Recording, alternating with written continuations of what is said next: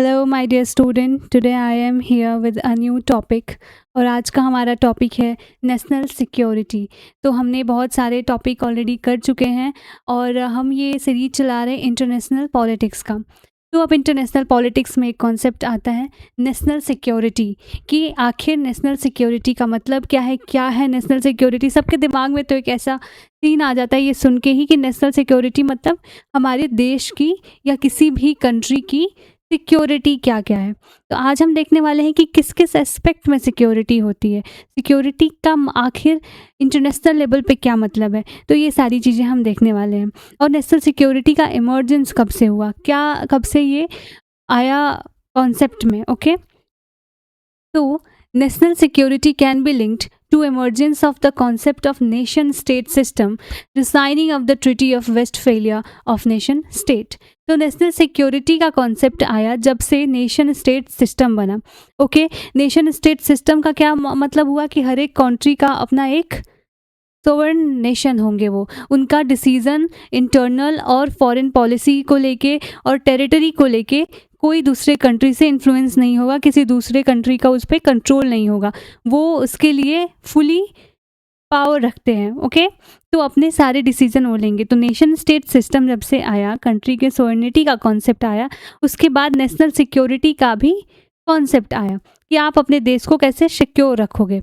ठीक है, however it has to be said that the concept of national security gained momentum after the end of World War II with the significance attached to given by American scholars। तो देखा गया कोई political scholars जो हैं उनका कहना ये है कि जो कॉन्सेप्ट ऑफ नेशनल सिक्योरिटी है वो मेनली वर्ल्ड वॉर 2 के बाद देखा गया सारे कंट्री में, और ये कॉन्सेप्ट ज़्यादा मोमेंटम गेन कर लिया। पहले भी था पर इस पर्टिकुलर चीज़ पर सारे कंट्री वर्ल्ड वॉर 2 के बाद ज़्यादा ध्यान देने लगे। Okay, initially the concept of national security was equated with military security.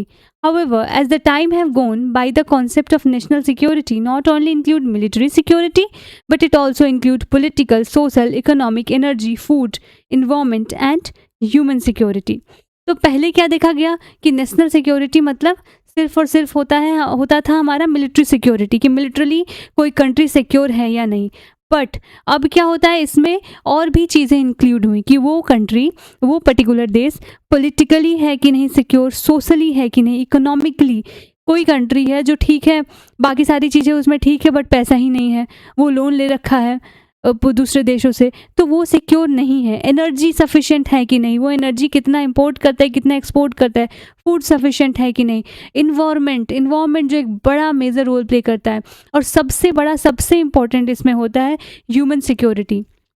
Okay, human security अपने आप में क्या कहा जाए, सब कुछ इंक्लूड करके रखता है। वो अगर एक ह्यूमन उस देश का वो पॉलिटिकली सिक्योर है, सोशली सिक्योर है, इकोनॉमिकली सिक्योर है, तो वो क्या कहा जाएगा, नेशन। सारे ह्यूमन है तो वो नेशन कहा जाएगा ओवरऑल सिक्योर, और वो होगा एक नेशनल सिक्योरिटी। ठीक है, तो ह्यूमन सिक्योरिटी सबसे ज़्यादा इंपॉर्टेंट है। अब हम देखते हैं meaning of national security. National security can be best understood by analyzing the various definition given by scholars as here। अब हम देखने वाले हैं कि कौन कौन से अलग अलग स्कॉलर्स डेफिनेशन दिए हैं नेशनल सिक्योरिटी का, कि हम इसको बहुत ही अच्छे से क्लियर और प्रिसाइज वे में समझ पाएँ कि आखिर नेशनल सिक्योरिटी है क्या। ओके, तो सबसे पहले हम देखने वाले हैं डेफिनेशन हार्लोड लैसवेल की। तो वो क्या बोलते हैं, national security stand for freedom from foreign dictation, that is a nation is secure if it does not follow direction of any other country।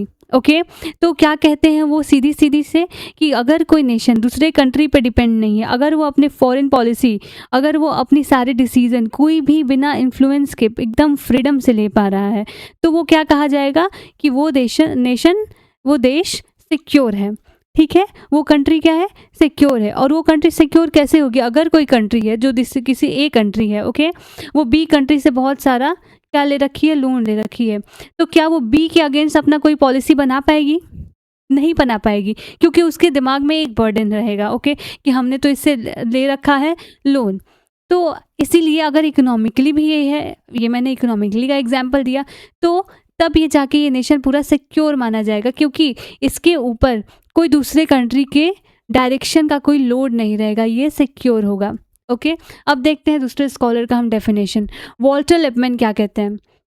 He defines a nation state has security when it does not have to sacrifice its legitimate interest to avoid war and is able to challenge to maintain them by war। तो ये क्या कहते हैं, कोई भी nation state तब secure माना जाएगा जब वो अपने लेजिटिमेट इंटरेस्ट को पूरा करने के लिए ऐसा अपने उसको सेक्रीफाई ना करे। क्यों? वॉर के डर से, या फिर वो क्या करे, वॉर को चैलेंज ही ना करे। तो दोनों कंट्री, दोनों वो डिफेंस करने में भी एबल होना चाहिए और वो अटैक करने में भी एबल होना चाहिए। तो उस कंट्री को कहेंगे सिक्योर कंट्री। एक उस कंट्री के पास अपना नेशनल सिक्योरिटी है कंट्री का। ओके, जैसे कि मैंने अभी एग्जांपल ए और बी कंट्री का लेके कहा कि जब तक आप किसी कंट्री पे डिपेंडेंट नहीं है, तब तक आप उसके अगेंस्ट वॉर अवॉइड ही करोगे। ओके, तो इसीलिए सिक्योरिटी इंपॉर्टेंट है। नेक्स्ट डेफिनेशन है हमारा अर्नोल्ड वॉल्फर की। He talks about national security in an objective as well as subjective sense. For him, अब ऑब्जेक्टिव और सब्जेक्टिव दोनों में बता रहे हैं, तो ऑब्जेक्टिव का मतलब क्या है, सब्जेक्टिव का मतलब क्या है। तो क्या कहते हैं, for him national security objectively means absence of threat to acquire value and subjectively means absence of the fear that such value will be attacked। तो ये क्या कहते हैं कि ऑब्जेक्टिवली ये है कि कोई थ्रेट का और बाकी किसी भी दबाव का जहाँ पे भी एब्सेंस ऑफ वैल्यू को गेन करने के लिए, और दूसरा क्या है कि कोई फियर ना हो कि जो एसेट हमारा है, जो हमारी चीज़ें हैं वो छिन जाए। तो ये फियर भी नहीं होना चाहिए। वैल्यू का मतलब है कि वो चीज़, वो एसेट, वो संपत्ति हर एक देश के लिए अलग होती है, जो चीज़ बहुत ज़्यादा इम्पॉर्टेंट हो, जो नेगोशिएबल ना हो, जो भी चीज़ को नेशन गिव्स इम्पॉर्टेंट, तो ये कहलाता है वैल्यू। जैसे कि एग्जाम्पल में देखा जाए तो यूएसए का सेपरेशन ऑफ ऑर्गन है, फ्रीडम है, ये सारी चीज़ें हैं। अगर उन पे अटैक होता है तो उनके वैल्यू पे अटैक होगा। ठीक है, तो अर्नोल्ड वॉल्फर, ये सारी तीनों डेफिनेशंस या फिर कोई भी टॉपिक आप पढ़ते हो तो डेफिनेशन अपने ये स्कॉलर्स के, जो भी हैं स्कॉलर्स के नाम के साथ लिखा करो। यू विल गेन अच्छा नंबर, वो ज़्यादा नंबर, 1-2 नंबर जो वो एक्स्ट्रा होता है ना, वो मिल जाएगा। देखते हैं, अब एक डेफिनेशन दिया गया है national defence college of India से। तो national defence college of India क्या कहता है, that national security has a blend of political resilience and maturity, economic structure and security, human resource, technology, competence, industrial base, and availability to natural resource along with military might। तो हर एक चीज़ अगर balance हो, देखा जाए तो इस definition से हम ये कह सकते हैं, या फिर पहले वाले डेफिनेशन से भी, कि हर एक चीज़ अगर बैलेंस होके चल रहा है, आप डिपेंडेंट नहीं हो, आप फ्री हो, आपकी पॉलिसीज़ अच्छी हैं, तो फिर आपका नेशन सिक्योर है। ओके, तो ये भी यही कहता है कि human resource, technology, industry, natural resource की अवेलेबिलिटी, मिलिट्री माइट, ये सब कुछ अगर ठीक है तो क्या आएगा, ये नेशनल सिक्योरिटी, ये सब का ब्लेंड है। हर्लेड ब्राउन क्या बोलते हैं, he equate national security with economy and environmental security. तो ये ब्राउन बोलते हैं, हर्लेड ब्राउन, कि नेशनल सिक्योरिटी डायरेक्टली प्रोपोर्शनल है इकोनॉमी से और आपके इन्वायरमेंटल सिक्योरिटी से, कि इकोनॉमिकली कितना सिक्योर हो। और आज के टाइम में, मॉडर्न टाइम में, ये डेफिनेशन बहुत ही ज़्यादा रिलेवेंट है। जिस कंट्री के पास इकोनॉमिकली ज़्यादा, जो कंट्री स्ट्रॉन्ग है, उसके पास टेक्नोलॉजी है, पैसा है, तो वो सारी चीज़ करेगा, वो माइंड अपने ले लेगा। आप यूएसए को देखो, यूएसए में जितने भी बड़े बड़े साइंटिस्ट हैं, जितने भी कंपनीज़ में बड़े बड़े लोग हैं, वो अलग अलग कंट्री से एक्सीलेंट, इंटेलिजेंट, ब्रिलियंट लोग वहाँ पे बैठे हैं, वो सब यूएस के ही नहीं है। वो वहाँ पे एक अच्छी सैलरी, अच्छा लिविंग और अच्छा इन्वायरमेंट बहुत मैटर करता है। अच्छे इन्वायरमेंट के सिक्योरिटी के लिए वहाँ पे जाते हैं, काम करते हैं, और वो कंट्री का पावर बूस्ट करते हैं। और पावर का इंटरनेशनल पॉलिटिक्स में क्या रोल है हम समझ चुके हैं, that power is the central concept of international relation और इंटरनेशनल पॉलिटिक्स। ये सब रिलेट करके पढ़ते रहना है। ठीक है, जिसके पास एक जो इकोनॉमिकली स्ट्रॉन्ग, उसके पास ज़्यादा पावर, उसका ज़्यादा वैल्यू इंटरनेशनल पॉलिटिक्स में, और इंटरनेशनल रिलेशन उसके ज़्यादा बढ़िया। तो ये डेफिनेशन बहुत ही रेलिवेंट है। चार्ल्स मेर्ड क्या कहते हैं, says that national security is the capacity to control those domestic and foreign conditions which the public opinion of a state belief necessary to enjoy autonomy, prosperity and wellbeing. तो ये भी बोलते हैं कि जो भी हमारे कंडीशन है, डोमेस्टिक हो या फॉरेन हो, उसमें अगर पब्लिक ओपिनियन ऐसा है, अगर स्टेट बिलीव करता है कि वो ऑटोनॉमी से है, वो प्रोस्पेरिटी है, वेलबींग है हर एक लोगों का। जैसे कि हमने देखा था ह्यूमन रिसोर्स, सॉरी, हम ह्यूमन रिसोर्स में पढ़ेंगे, ठीक है, कि क्या-क्या चीज़ें हैं, क्या प्रोस्पेरिटी लाती हैं कंट्री का। तो ये इतना रहा हमारा डेफिनेशन। कुछ डेफिनेशन इन 5-6 में भी बहुत ज़्यादा इम्पोर्टेंट है, जैसे कि ये ब्राउन वाली डेफिनेशन देखिएगा, national defence college of India का लिखना, बाकी ये 2 लिख देना। अगर 3 से 4 लिख देते हो, जितना भी मैंने दिया है उसमें, तो एक आंसर के लिए वो सफिशिएंट होगा। अब देखते हैं एलिमेंट ऑफ नेशनल सिक्योरिटी क्या-क्या है, कि कैसे-कैसे कोई कंट्री अगर सिक्योर है तो क्या-क्या चीज़ें अगर सिक्योर है तो उस कंट्री का कंट्री नेशन सिक्योर माना जाएगा। तो सबसे पहले उसका एलिमेंट है मिलिट्री सिक्योरिटी। ओके, तो military security implies capability of a nation to enforce its policy choice by use of military force, that is if a nation state has capability to defend itself or and to determine military aggression, then a nation system is militarily secure. Simple सी बात है, कोई भी nation state मिलिट्रली secure होगा जब वो खुद को डिफेंड करने में सफिशिएंट हो एंड और वो कोई अगर अटैक करना है, एग्रेशन करना, वो टेक्नोलॉजिकली या फिर नए नए वॉरफेयर की नीतियों से सबसे वो एकदम परिपक्व है, बहुत बढ़िया है, तो फिर वो माना जाएगा कि वो नेशन सिक्योर है मिलिट्रली।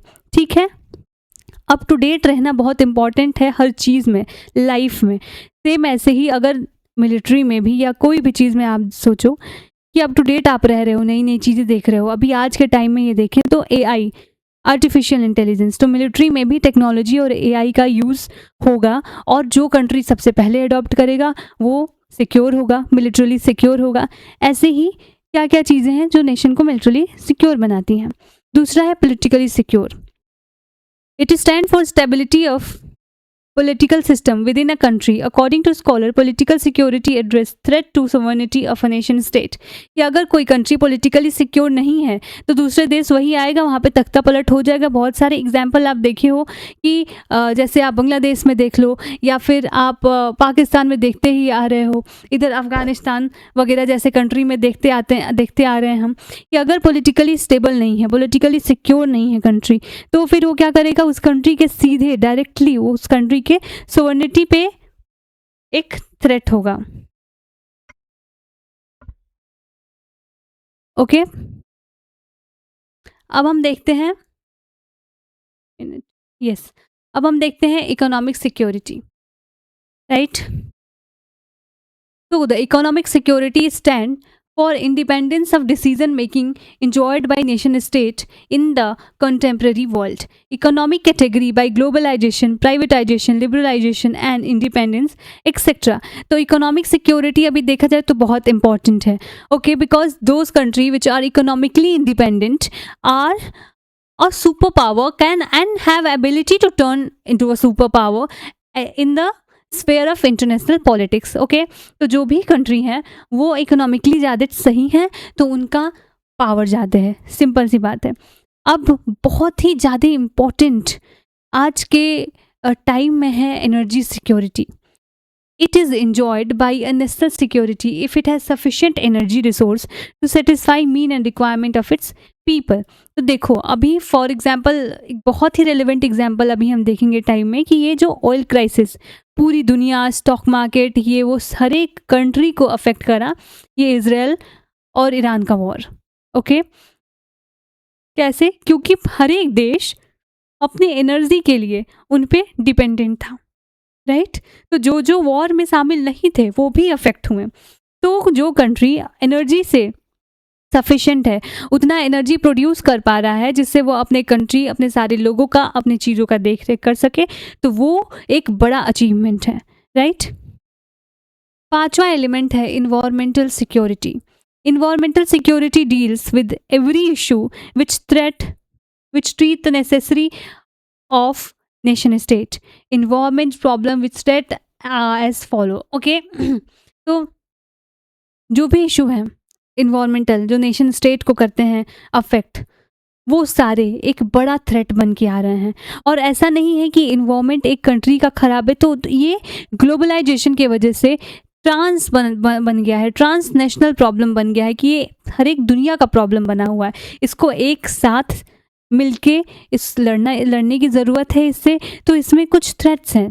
सबसे पहला क्या है कि transnational environment problem such as problem of climate change due to global warming. Okay, अभी आप देखोगे कि कितने ज़्यादा टेम्परेचर होते जा रहे हैं। कहीं कहीं कंट्री के 45-50 डिग्री टेम्परेचर हो जा रहा है, कहीं अचानक बारिश हो जा रहा है, सूखा हो जा रहा है, कहीं हेलस्टोन गिर जा रहे हैं। तो ये सारे एक थ्रेट हैं। आप हज़ारों साल से जो अपने सिविलाइजेशन को बना रखे हो, बट अगर इन्वायरमेंट को ही ना बचाओ, ह्यूमन ही ना रहे, तो फिर उसका क्या मतलब। सारे develop country natural resource use किए, अभी डेवलपिंग कंट्री डिमांड करते हैं वो यूज़ करने का, और इन सब में एक चीज़ हमेशा एक्सप्लॉइट होता है, वो है इन्वायरमेंट। अभी देखोगे कि जिस कंट्री का इन्वायरमेंट सही नहीं है, वहाँ से लोग माइग्रेट कर जाते हैं दूसरे कंट्री में, दूसरे यूरोपियन कंट्री में जाके शिफ्ट हो जा रहे हैं, जहाँ सिक्योर फील कर रहे हैं वो। तो this is a big threat. Second क्या है, environment, this is environment of resource problem, for example water scarcity in middle east और वेस्टर्न एशिया।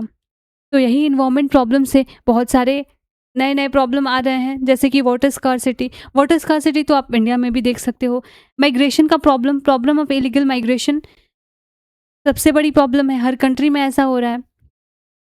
नेक्स्ट है हमारा environmental threatening outcome of war such as nuclear warfare etcetera, कि जब war हो रहा है, दो कंट्री में मिसाइल्स चल रही हैं, न्यूक्लियर यूज़ कर रहे हैं या फिर जो भी, उसमें उस दो देशों के अलावा इन्वायरमेंट भी एक्सप्लॉइट हो रहा है, इन्वायरमेंट को भी असर पड़ रहा है, जिससे इनडायरेक्टली हर लोग, हर इंसान जिसका कसूर है या नहीं है, वो सब उसमें क्या होने वाले हैं, परेशान होने वाले हैं, उन सब पे असर दिखने वाले हैं उन चीज़ों का। तो दिस इज़ समथिंग जिससे कलेक्टिव आप मिलके ही काम कर सकते हो, जिसके ऊपर इंडिविजुअल चाहे तो बहुत ज़्यादा कितना अफेक्ट, अगर आप कुछ बना रहे हो और उसको मिलके 10,000 लोग बिगाड़ दे रहे हैं, तो क्या ही असर होगा।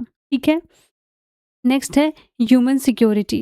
Okay, the concept of human security was propound by Mahbub ul Haq. Okay, according to him security is not just about nation state but it attain to individual and people. तो सिक्योरिटी सिर्फ नेशन स्टेट तक सीमित नहीं है, ये इंडिविजुअल तक है, ये पीपल ऑफ नेशन तक है, हर लोग तक है। Okay, individual have security when they enjoy right to life, health, education, food, shelter etcetera. कोई भी इंसान के पास सिक्योरिटी तब होगा जब वो ये सारी चीज़ें इंजॉय करते हैं।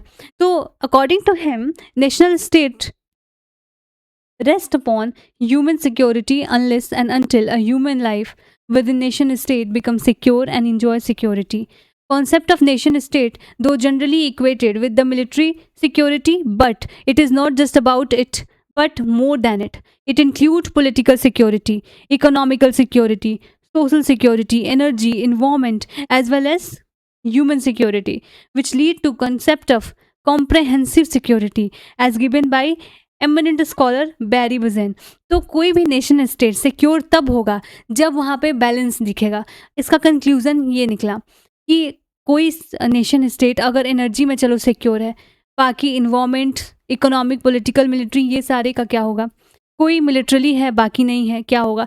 तो आपको कुछ ऐसे एलिमेंट है, ये सारे जो एलिमेंट है सब में एक बैलेंस बना के रखना होगा, और जो कॉम्प्रहेंसिवली सिक्योर है कंट्री, वही नेशन सिक्योर है। And this was the concept of national security. तो नेशनल सिक्योरिटी क्या होता है, मीनिंग क्या है, डेफिनेशन क्या है, उसके एलिमेंट क्या है, उन एलिमेंट के बारे में हमने डिस्क्राइब करा। और अपने एग्जाम में अगर आप लिख रहे हो तो यहाँ पे कंक्लूजन ज़रूर लिख लेना, ठीक है। और इतने पॉइंट लिखते हो तो आई एम वेरी श्योर कि बहुत अच्छे नंबर लाओगे। और जो जो मैंने स्लाइड में लिखा है अगर लिख देते हो तो बहुत सही, आपका आंसर एक पूरा प्रिपेयर हो जाएगा। तो चलो अब मिलते हैं नेक्स्ट वीडियो में एक नए टॉपिक के साथ। तब तक बी ट्यून। और फिर जो हमेशा मैं बोलती हूँ, please don't forget to subscribe this channel and like this video, and yes, do comment. Okay then, yes, thank you.